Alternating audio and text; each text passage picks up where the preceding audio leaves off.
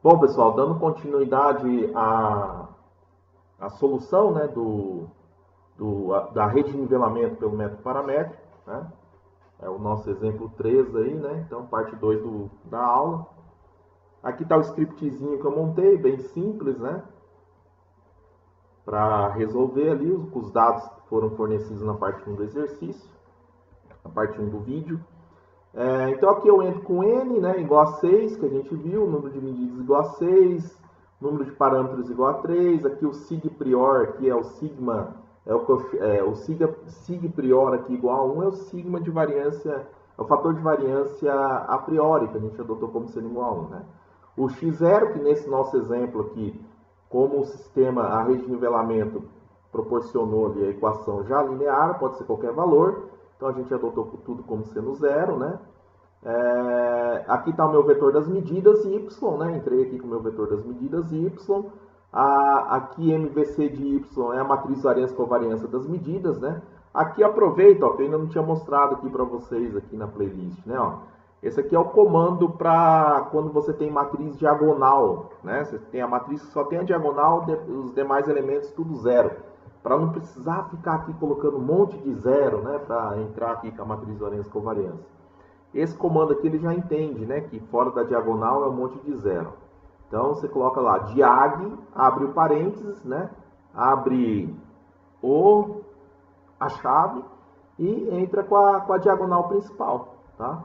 Já entra aqui com o valor da diagonal principal. Então aqui está as 6 variâncias aqui do exercício, né? Notem que eu estou entrando com o desvio padrão, o chapéuzinho, né? Circunflexo 2, né? Que é o comando para elevar ao quadrado, tá? Então usem esse comando de AG que facilita a vida. Ele entende que fora ele vai montar a matriz variância-covariância de y, né? Embora você só esteja fornecendo o valor da diagonal, ele entende que os demais elementos fora da diagonal é tudo zero. Bom, aí a peso, né, que é o sigma, o fator de variância a priori, né, que nesse caso é 1, né, precisaria ter colocado aqui, mas tudo bem, vezes a inversa da MVC de y, né, o comando inv, né, do Scilab. Matriz A, vetor L0, aí L igual ao vetor das medidas menos o L0, e aí a gente calcula o x, né? Calculamos o x chapéu, que eu chamei de x este aqui, né? De estimado, né? Que nem precisaria aqui também, né? Porque como x0 é zero, então o x já é nesse nosso exemplo, o x já é o x estimado. Mas só para deixar o algoritmozinho completo. MVC de x, né? Sigma, fator de variância a priori que multiplica a inversa de A transposto vezes peso vezes A, né? E aí eu tiro o desvio padrão, né? Então acho que a matriz variância-covariância das altitudes, né?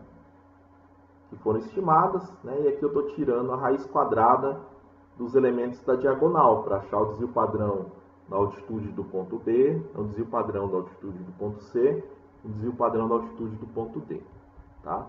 Enquanto vamos parar por aqui, depois a gente volta aqui, tá? Vamos copiar.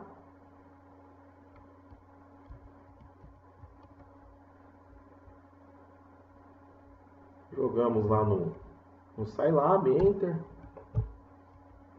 E tá aí o resultado, né? Então entrou com tudo aí. Só vou mostrar o MVC de Y, né? Que eu entrei com aquele comando de AG, tá vendo? Ó? Entrei com o comando de AG, ele já entende, ó. Tá aqui a matriz completa, tudo bem? Os zeros fora da diagonal. Então a gente tem aqui o resultado, né? Tem o vetor x aí estimado, tá certo? Altitude do ponto B, altitude do ponto C, altitude do ponto D. Tem a matriz variância-covariância, tirada a raiz da diagonal, né? Então tá aí 0,0097, 0,01 e o desvio padrão da altitude do ponto D, 0,0097. Então todos aqui arredondando, né? Todos aqui com desvio padrão, né? de 0,01, né? Arredondando aqui o 0,0097 e o 0,0097. Então, as altitudes deram em qualidade, né, de desvio padrão de 1 centímetro, 0,01 metros. Então aqui eu só coloquei o resultado, né, para completar aqui, para deixar bem completinho, né. Então o próximo quadro aqui eu coloquei o resultado, né, que é o que pede no exercício, né. Então tá aqui a altitude do ponto B, do ponto C e do ponto D, estimado pelo método dos mínimos quadrados pelo método paramétrico, né, na forma do método paramétrico. Tá aí o resultado, né. E agora a gente vai para a última fase do ajustamento, que é o quê? Eu tenho que validar, né, estatisticamente esse resultado, né? Então, que a gente viu na teoria, que é aplicar o teste global do ajustamento, né? Para aplicar o teste global do ajustamento, eu tenho que calcular o vetor dos erros estimados, né? Eu tenho que calcular o fator de variância a posteriori, tenho que aqui ele com o chapéuzinho aqui para diferenciar do a priori, tenho que calcular o Q quadrado calculado, né? Dado pelo fator de variância posteriori dividido pelo fator de variância priori, que multiplica o grau de liberdade, né? N menos 1, a redundância. Aí eu tenho que procurar na tabela do Q quadrado, né? O Q quadrado com N menos 1 graus de liberdade e o nível de significância alfa. Normalmente se adota o nível de significância como sendo de 5%, né? Então alfa igual a 0,05, né? 5 dividido por 100 aí, que a gente entra, né, na probabilidade, 0,05. E se o Q quadrado calculado der menor do que o valor teórico, né, com 3 graus de liberdade, no nosso exemplo aqui, né, 3 graus de liberdade, 3 de redundância, né, e nível de significância de 5%. Se der menor o Q quadrado calculado, o ajustamento é não rejeitado, né, com nível de significância de 5%. Né, sempre tem uma probabilidade associada. Tá? Bom, já apliquei, vou continuar aqui, o scriptzinho já tinha, né? O teste global aqui. Então vamos continuar vendo os resultados aqui, né? Calculei o E, olha lá, aplicando o teste global. Calculei o E, o vetor dos erros estimados. Calculei o fator de variância posteriori, que eu chamei de sigpost aqui, né? Calculei o valor do Q quadrado calculado. E deixa eu mostrar para vocês aqui um comando interessante do Scilab, para não precisar ficar indo no Google atrás de tabelinha do Q quadrado. Ó. Olha o comando para você achar, né, o valor tabelado. Você dá esse comando aqui, ó. CDF-CHI. Aí você abre o parênteses, né, e coloca entre aspas o X. O X é o valor teórico que você quer lá, tabelado. Então você põe isso. Asterisco X. Ou asterisco não, entre aspas o X, vírgula. O próximo elemento que você entra é o grau de liberdade, que no caso do nosso exemplo é 3. Depois você entra com nível de confiança, é o jeito do Scilab aqui, tem que entrar com nível de confiança, que é 1 menos o alfa, né? Então 1 menos 0,05, que é o que a gente está aplicando, então 0,95. E vírgula, o último elemento é o nível de significância, que é o que a gente está aplicando, 0,05. Aí ele já vai lá na tabela aqui quadrado e já te fornece o valor, tá? Que eu chamei de Q teórico. Então 7,81. Né? Então no nosso caso, né, o Q quadrado calculado, né?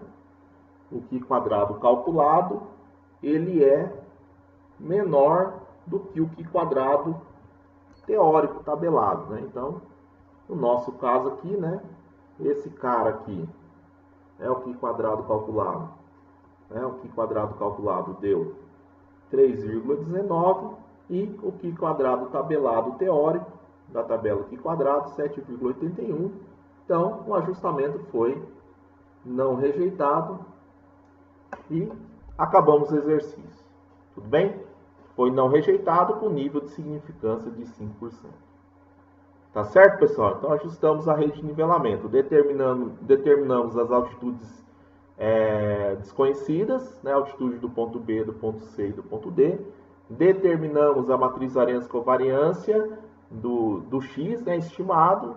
Com a diagonal principal, tiramos a raiz quadrada da diagonal principal. Achamos o desvio padrão daquilo que foi estimado. Então, o desvio padrão da altitude do ponto B, o desvio padrão da altitude do ponto C, o desvio padrão da altitude do ponto D. E aplicamos o teste para validação do resultado e deu ajustamento não rejeitado. Então, finalizamos mais um exercício Até a próxima.